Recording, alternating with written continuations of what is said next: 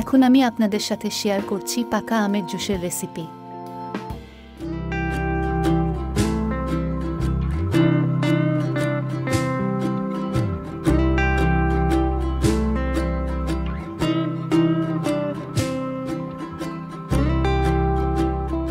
রেসিপিটা করে নেওয়ার জন্য বেশ অনেকগুলো পাকা আম পিস পিস করে কেটে নিয়েছি।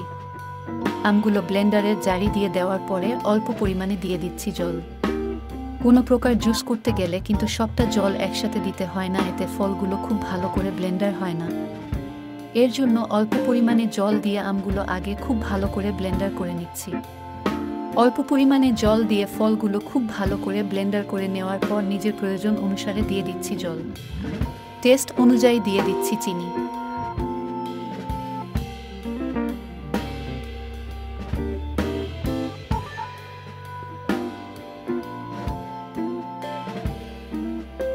চিনি দিয়ে ঢাকনাটা দিয়ে ঢেকে দিয়ে খুব ভালো করে ব্লেন্ডার করে নিয়েছি। খুব ভালো করে ব্লেন্ডার করে নেওয়ার পর দেখতে পাচ্ছেন জুস দেখতে কতটা লোভনীয় হয়েছে।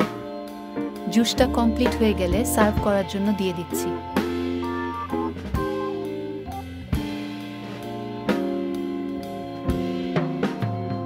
আর যে কোনো প্রকার জুস খাওয়ার ঠিক আগে বরফ দিয়ে নিতে হয়, এতে কি হয় জুসটা খেতে ঠান্ডা লাগে কিন্তু মিষ্টি ভাবটা নষ্ট হয় না। বেশি আগে বরফ দিলে কিন্তু বরফটা গলে জুসের মিষ্টি ভাবটা নষ্ট হয়ে যায়, এর জন্য বরফটা খাওয়ার সময় দিয়ে নিতে হয়।